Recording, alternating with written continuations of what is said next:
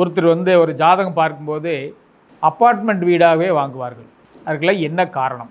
அவர் ஜாதகத்தில் அப்படி என்ன ஒரு அடிப்படையான விதிகள் என்ன இருக்கின்றது என்று நாம் ஆராய்ந்து பார்த்தால், வீடு என்பது 4ஆம் இடம்.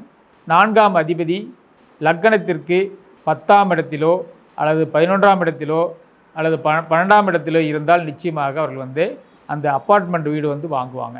அதே போல் நாளில் சூரியன் இருந்தாலும் சரி அல்லது 4ஆம் அதிபதியுடன் சூரியன் சேர்க்கை இருந்தாலும் நிச்சயமாக அவர்கள் அப்பார்ட்மெண்ட் வீடு கண்டிப்பாக அதைத்தான் வாங்குவார்கள்.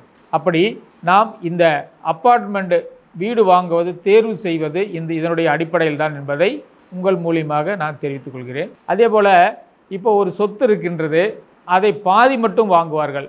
அப்போ பாதி என்பது ஒரே பிளாட்டில் அதை கட் பண்ணி இன்னொருத்தர் வாங்குவார்.